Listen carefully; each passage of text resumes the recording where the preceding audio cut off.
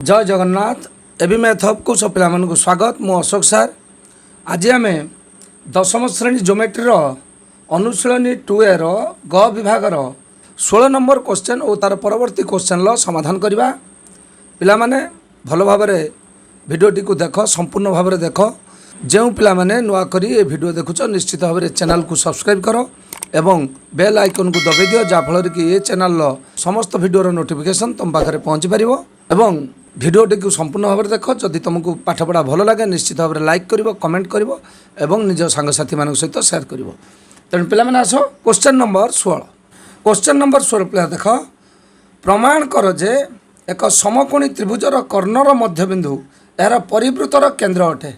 पिला माने मु इंट्रोडक्शन क्लास रे बुझाई तुमको समकोणी त्रिभुजर परिकेन्द्र यार कर्णर मध्यबिंदु, सूक्ष्मकोणी त्रिभुजर परिकेन्द्र यार एक अंतस्थ बिंदु, स्थूलकोणी त्रिभुजर परिकेन्द्र यार एक बहिस्थ बिंदु। तेणु पिला आमे आज प्रमाण करिबा एक समकोणी त्रिभुजर कर्णर मध्यबिंदु यार परिवृतर केन्द्र अर्थात यार परिकेन्द्र बोली प्रमाण करिबा। तेणु पिला माने देख भल भाव चित्र काटी बुझिबा तापरे प्रमाण करिबा। आस क्वेश्चन नंबर 16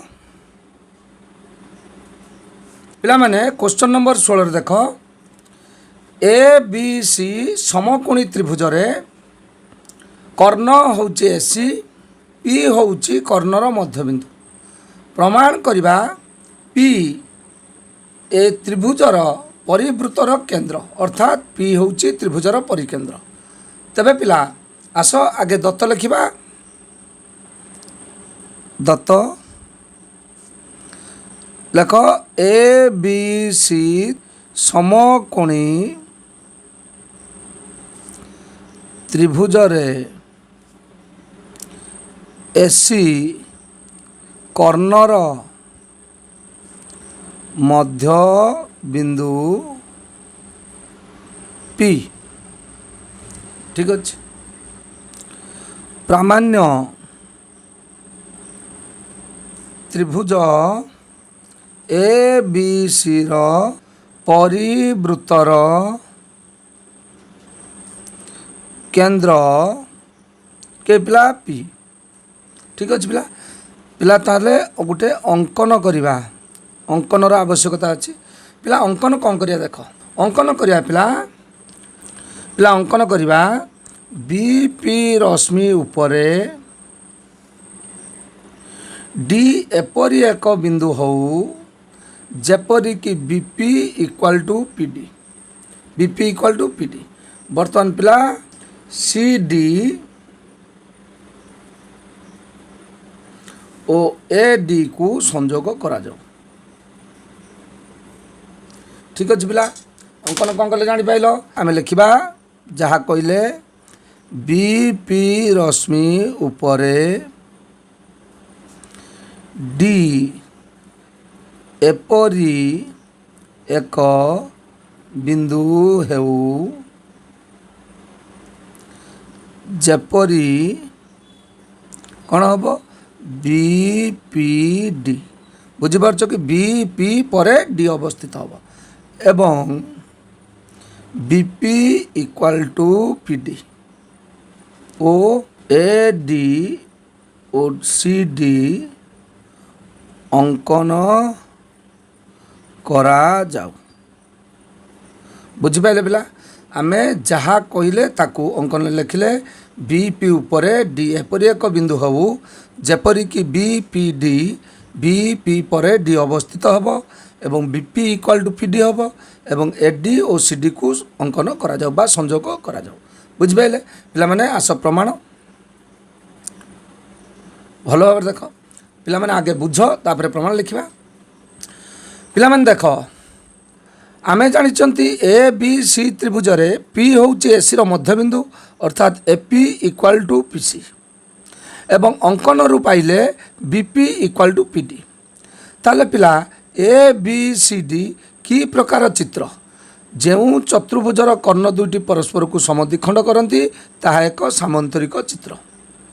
मात्र आमे जानिचंती बी कोणटा 90 डिग्री कारण दत्तर अच्छी ए बी सी एक समकोण बी कोण हूँ 90 डिग्री जदि पिला बी कोणटी है 90 डिग्री ताहले सामंतरिक चित्रर गोटे कोण 90 डिग्री हेले ताहा एक हुए आयत चित्र।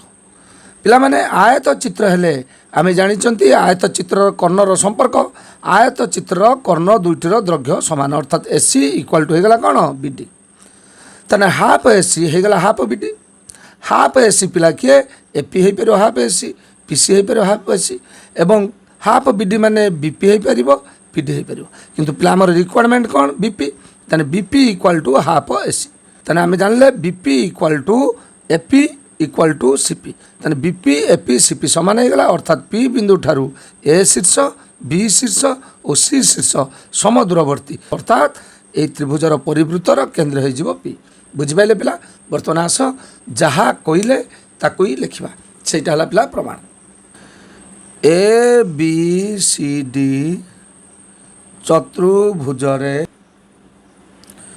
बीपी इक्वल टू पीडी कौठू अंकनरू ठीक अच्छे एवं A P equal to P C जेहेतु एसी रो मध्य बिंदु पी कौट पिला दत्तरु एसी रो मध्य बिंदु पी दत्तरु एथिरु सूचौची ए बी सी डी एक सामंतरिक चित्र मात्र ए बी सी कोण इक्वल टू 90 डिग्री अतएव ए बी सी डी एक आयत चित्र बुझिपारे ए बी सी डी चतुर्भुज BP equal to P D अंकनरू AP equal to P C जेहेतु एसी रो मध्यबिंदु होउची पी दत्तरु ए बी सी डी एक होगला कौन सामंतरिक चित्र जदि पिला ए बी सी डी होगला सामंतरिक चित्र मात्र ए बी सी कोण 90 डिग्री जेहेतु ए बी सी एक समकोणी त्रिभुज ताले ए बी सी डी होगला एक आयत चित्र जदि आयत चित्र होगला एथिरु सूचौची B D equal to AC imply that half B D equal to half AC ठीक अच्छे हाफ बी डी पिला के हाफ बी डी है बीपी बीडी रो अर्धेक है किए बीपी देख बीडी रो अर्धेक है किए बीपी से परी एसी रो अर्धेक करदबा एपी ठीक अच्छे मात्र एपी इक्वल टू पीसी एथिरु सूचौची BP equal to AP equal to AC अतएव ए बी सी त्रिभुजर परिवृत्तर केन्द्र पी बुझिपारे कि जेहेतु सरी पिला एसी नहीं यहाँ पीसी ठीक अच्छे BP equal to AP equal to PC हो गला ताले वर्तमान पी बिंदुटी बी ए सी बिंदु ठारू समदूरवर्ती तेणु पिला पी बिंदुटी हो गला ए बी सी त्रिभुजर परिवृत्तर केन्द्र बुझिपारे पिला तेणु पिला माने आस क्वेश्चन नंबर 17 क्वेश्चन नंबर 17 पिला देख पी क्यू गोटे वृत्तर जा पी ओ क्यू ठारे जा प्रति अंकित लंब वृत्त को यथाक्रमे आर और एस ठारे छेद करती प्रमाण कर J P Q S R एक आयत चित्र बुझिपारे पिला भल भाव आस चित्र द्वारा बुझा तापर प्रमाण करवा क्वेश्चन नंबर 17 पिला देख से देछि पी क्यू एक जा पी क्यू ठारे अंकित लंब दुईटी बोले 90 डिग्री वृत्त को यथाक्रमे आर और एस बिंदु छेद करती तो प्रमाण कर पी क्यू एस आर एक आयत चित्र तो पिला प्रमाण करिया पड़े यह एक आयत चित्र तेना आस लेख दत्त पी क्यू जार पी ओ क्यू ठारे अंकित लंब वृत्त को यथाक्रमे आर ओ एस बिंदु रे छेद करती ठीक अच्छे पिला ताले प्रामाण्य कौन है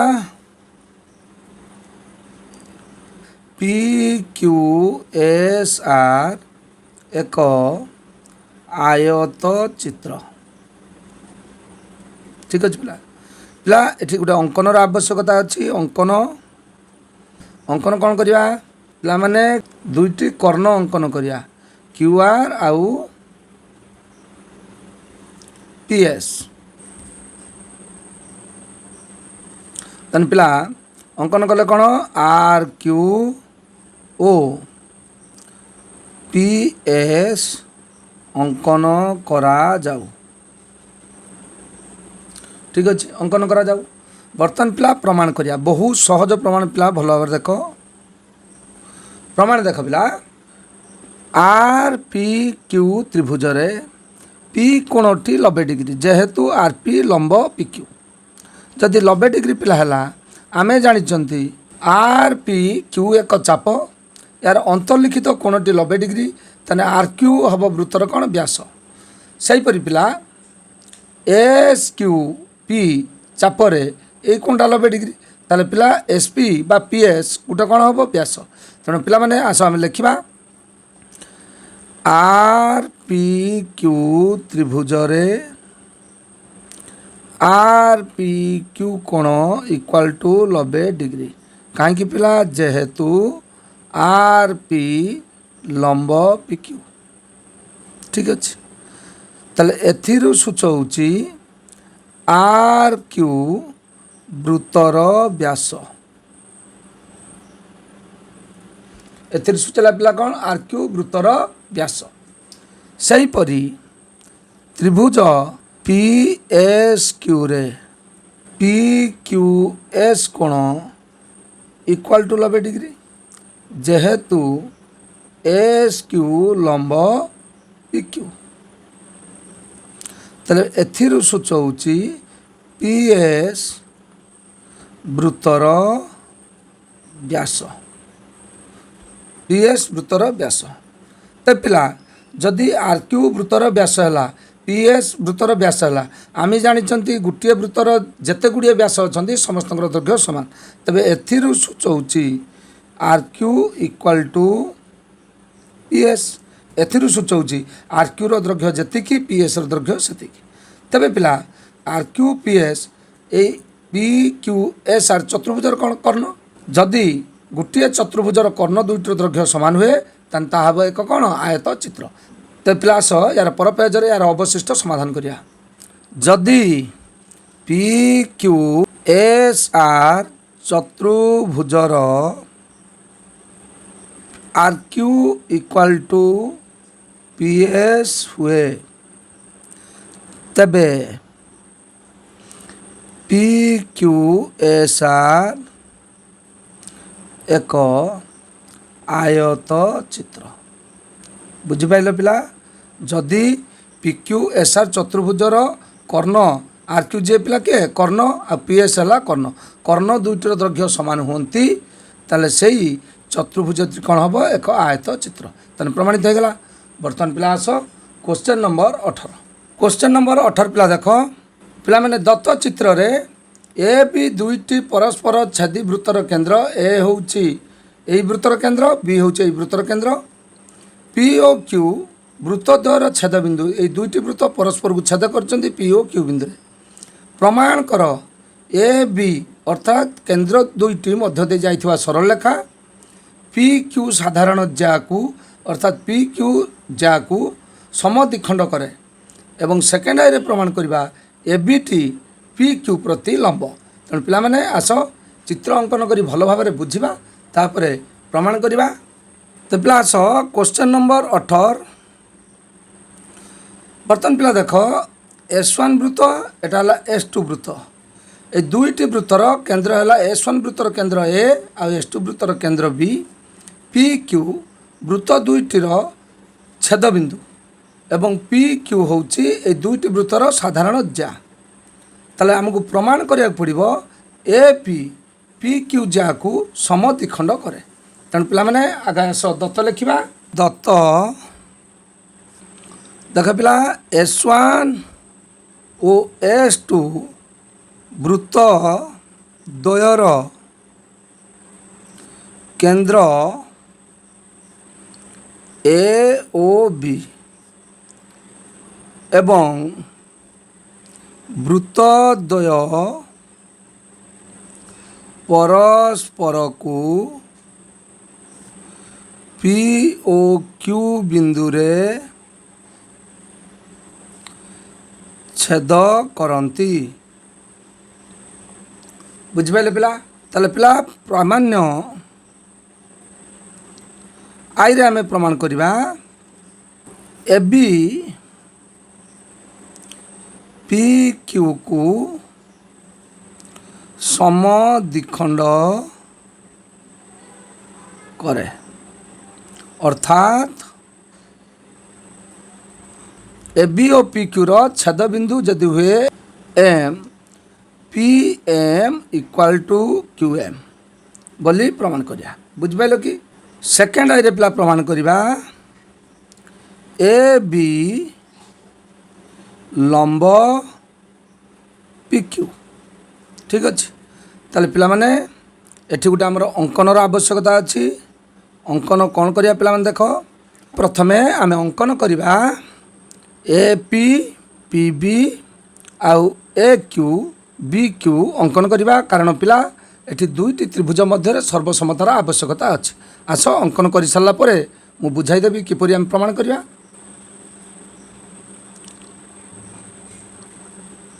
एपी अंकन कली पिला ए क्यू अंकन कली बी क्यू अंकन कली आउ पी बी मध्य अंकन कली। ठीक अच्छे पिला A P A Q B P ओ बी क्यू अंकन करा जाऊ। ठीक अच्छे ताले पिला प्रमाण करिया। आगे प्रमाणटा बुझिबा तापरे प्रमाण करिया। प्रथम पिला प्रमाण करिबा P M equal to Q M. ताले पिला मु आगुरु मध्य कहिछि जेतेबेले पिला दुईटी रेखाखंड बा दुईटी कोण को आमे सर्वसम करिया को जिबा समान करिया को जिबा सेतेबेले सेही रेखाखंड बा सेही कोण सह संपृक्त त्रिभुज दुईटी को आमे सर्वसम करिबा। ताले पिला जदि पी एम क्यू एम को आमे समान करिबा ताने पी एम क्यू एम सह संपृक्त ए पी एम त्रिभुज ए क्यू एम त्रिभुज को सर्वसम करिबा बा पी बी एम त्रिभुज क्यू बी एम त्रिभुज को सर्वसम करिबा। पिला माने जोटा चाहिबो करि परिबो। जदि पिला एई दुईटी त्रिभुज को आमे सर्वसम करिबा ताले आम पाखरे सर्वसमता शर्त अनुसार त्रिभुजर जेकोसी तीनोटी अंग शर्त अनुसार समान हवा दरकार। ताले पिला एठी देख एई दुईटी त्रिभुजरे ए पी ए क्यू सहित समान कहीं जेहेतु एकावृत्तर व्यासार्थ आउ पिला ए एम अच्छी समान कहीं एटा हूँ साधारण बाहु आउ कौनसी कोण बा बाहु समान नहीं। जदि पिला एई दुईटी बाहु समान होउची एई दुईटी बाहु सहित ताले यार अंतर्गत कोण जदि समान हो जाता ताले बाहु कोण बाहु सर्वसमतार त्रिभुज दुईटी सर्वसम हो जाता किंतु पिला एई दुईटा कोण आमको समान दे नाही तेणु आमको प्रथमे प्रमाण करिया पड़ो ए दुईटा कोण समान। तेणु पिला आमको आसवाक पड़ो पी ए बी त्रिभुज आउ क्यू ए बी त्रिभुज मध्य यही दुईटी त्रिभुज कारण ये कोण दीटा सामान करवा ये कोण सहित संपृक्त मध्य दीटा त्रिभुज अच्छा यही दीटा त्रिभुज मध्य पिला देख एपी इक्वाल टू अच्छे A Q BP equal to B Q कहीं एकावृत्तर व्यासार्ध एवं ए बी हूँ साधारण बाहु तेणु त्रिभुज दुईटी सर्वसम होगले यही कोण दीटा सामान यही कोण दीटा सामान होगले आमको यही दीटा त्रिभुज पुनश्च सर्वसम करी आमे P M equal to M Q बाहर कर तेणु पिला माने आस आमे जो भली बुझिले से भली लेखिबा। मु प्रथमरु कहिछि डिडक्शन को भल रकम बुझ जहाँ बुझिल से अनुसार लेख कौनसी एमबीडी टेस्ट पर देखी तमे घुसी लेख ना भल भाव में बुझ कहीं एमबीडी टेस्ट पर हूँ गोटे गाइड से भली यूट्यूब मध्य तुम गोटे गाइड तुमको बुझाऊँगी बुझ बुझी सारा पर ताकू निज भाषा लेख प्रमाण सदा सर्वदा तुम मन रही डिडक्शन निजे ही कर डिडक्शन पिला बहुत सहज तेणु पिला माने आस प्रथमे आमे सर्वसम करवा ए पी बी त्रिभुज ए क्यू बी त्रिभुज तेने आस ए पी बी त्रिभुज ଓ ଏ କ୍ୟୁ ବି ତ୍ରିଭୁଜ ମଧ୍ୟରେ କ'ଣ ପିଲା ସମାନ ଅଛି ଦେଖ, AP ଇକ୍ୱାଲ୍ ଟୁ AQ। ପ୍ରଥମ ପିଲା ଯେଉଁ ତ୍ରିଭୁଜ ଲେଖିଥିବ ତାରି ଅଂଶକୁ ଆଗେ ଲେଖିବ, ଦ୍ୱିତୀୟରେ ଯେଉଁ ତ୍ରିଭୁଜ ଲେଖିଥିବ ଦ୍ୱିତୀୟରେ ତାର ଅଂଶ ଲେଖିବ। କାହିଁକି? ଯେହେତୁ ଗୋଟିଏ ବୃତ୍ତର ବ୍ୟାସାର୍ଦ୍ଧ ସବୁବେଳେ ପିଲା ଯେକୌଣସି ଅଂଶକୁ ସମାନ କରିବ, ସବୁବେଳେ ତାର କାରଣଟା ଲେଖିବ କ'ଣ ପାଇଁ ସେ ଦୁଇଟି ଅଂଶ ସମାନ ହେଲା। ତାପରେ ଲେଖ BP ଇକ୍ୱାଲ୍ ଟୁ BQ। ଯେହେତୁ ସମାନ କାରଣ ଗୋଟିଏ ବୃତ୍ତର ବ୍ୟାସାର୍ଦ୍ଧ, AB ସାଧାରଣ ବାହୁ, ଦୁଇଟି ତ୍ରିଭୁଜର AB ହେଲା ସାଧାରଣ ବାହୁ। ଅତଏବ APB ତ୍ରିଭୁଜ ସର୍ବସମ AQB ତ୍ରିଭୁଜ। କେଉଁ ସର୍ବସମତା? ଦେଖ, ବାହୁ ବାହୁ ବାହୁ, ବା ସର୍ବସମତା, ବା ସର୍ବସମତାରେ। ଏଥିରୁ ସୂଚଉଛି ପିଲା ଦୁଇଟି ତ୍ରିଭୁଜ ସର୍ବସମ ହୋଇଗଲେ ତାର ଅନୁରୂପ ଅଙ୍ଗ ଗୁଡ଼ିକ ମଧ୍ୟ ସର୍ବସମ। ଆମେ ତିନୋଟି ବାହୁ ନେଲେ ଅର୍ଥାତ୍ ତିନୋଟି କୋଣ ମଧ୍ୟ ଅନୁରୂପ ତିନୋଟି କୋଣ ସର୍ବସମ, କିନ୍ତୁ ଆମର ଯେଉଁଟା ଆବଶ୍ୟକ ଆମେ ସେଇ କୋଣଟା ନେବା। ତାହେଲେ ଆମେ ନେଲେ PAB କୋଣ ସର୍ବସମ QAB କୋଣ।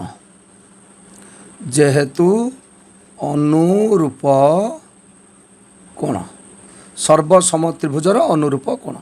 ଯଦି ପିଲା PAB QAB ସହିତ ସମାନ ହୋଇଗଲା, ଏଥିରୁ ସୂଚଉଛି PAM କୋଣ ସର୍ବସମ QAM କୋଣ।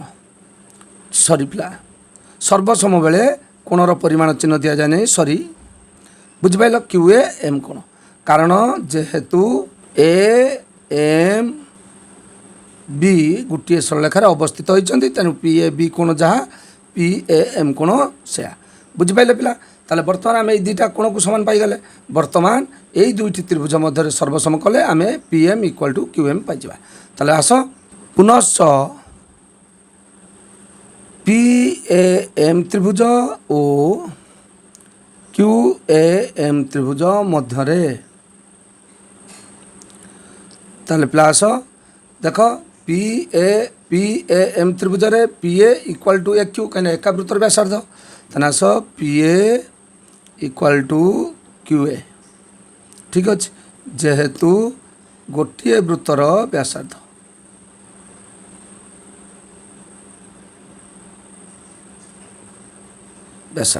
ସେହିପରି ପିଲା PAM କୋଣ ଇକ୍ୱାଲ୍ ଟୁ QAM କୋଣ। ବୁଝିପାରିଲେ ପିଲା? ଦୁଇଟି କୋଣ ସର୍ବସମ ହେଲେ ସେମାନଙ୍କର ପରିମାଣ ମଧ୍ୟ ସମାନ, ତେଣୁ ଆମେ ପରିମାଣ ଲେଖିପାରିବା। ଏଟା ହେଲା ପୂର୍ବ ପ୍ରମାଣିତ। ଆଉ କ'ଣ ପିଲା ପାଇଲେ? AM ସାଧାରଣ ବାହୁ। ତେଣୁ ପିଲା ଅତଏବ PAM ତ୍ରିଭୁଜ ସର୍ବସମ QAM ତ୍ରିଭୁଜ। କେଉଁ ସର୍ତ୍ତରେ ପିଲା? ବାହୁ କୋଣ ବାହୁ, ବାହୁ କୋଣ ବାହୁ କୋଣ ବାହୁ ସର୍ତ୍ତରେ। ବା ସର୍ବସମତାରେ ତ୍ରିଭୁଜ ଦୁଇଟି ସର୍ବସମ ହୋଇଗଲେ। ଯଦି ପିଲା ତ୍ରିଭୁଜ ଦୁଇଟି ସର୍ବସମ ହୋଇଗଲେ, ଏଥିରୁ ସୂଚଉଛି PM ସର୍ବସମ QM। ବୁଝିପାରିଲେ କି? PM ସର୍ବସମ କ'ଣ ହୋଇଗଲା? QM, ଯେହେତୁ ଅନୁରୂପ ବାହୁ। ଯଦି ପିଲା PM ସର୍ବସମ ହେଲା QM, ଅତଏବ AB ସରଳ ରେଖାଟି PQକୁ ସମଦ୍ୱିଖଣ୍ଡ କରେ। ବୁଝିପାରିଲେ ପିଲା? ତାହେଲେ ଏଇ ଥିଲା ପ୍ରାମାଣ୍ୟ ଏକର ପ୍ରମାଣ। ବର୍ତ୍ତମାନ ପ୍ରାମାଣ୍ୟ ସେକେଣ୍ଡ ଆଇର ପ୍ରମାଣ ଦେଖ ପିଲାମାନେ। ଏତିକି ବାର ଯାଏଁ ତୁମେ এই ଦୁଇଟି ତ୍ରିଭୁଜକୁ ସର୍ବସମ କରିଦେବ। ଦୁଇଟି ତ୍ରିଭୁଜ ସର୍ବସମ ହୋଇଗଲେ ତାର ଅନୁରୂପ ବାହୁ ସମାନ ହେଲା, ଅନୁରୂପ କୋଣ ମଧ୍ୟ ସର୍ବସମ ହେବ। ତେଣୁ ପିଲାମାନେ ଆସ ସେକେଣ୍ଡ ଆଇର ପ୍ରମାଣ। ଏତିକି ବାର ଯାଏଁ ତୁମେ ପ୍ରମାଣ କଲ ଦୁଇଟି ତ୍ରିଭୁଜ ସର୍ବସମ ହୋଇଗଲା। ଏଥିରୁ ସୂଚଉଛି ए एम पी कोण equal to A M Q कोण बुझिपाइल पिला जेहेतु अनुरूप कोण बुझिपाइल दुईटी सर्वसम त्रिभुजर ए दुईटा हेले अनुरूप कोण मात्र ए एम पी कोण प्लस ए एम क्यू कोण equal to 180 degree equal to 180 degree जेहेतु ए दुईटी कि कोण सन्निहित परिपूरक सन्निहित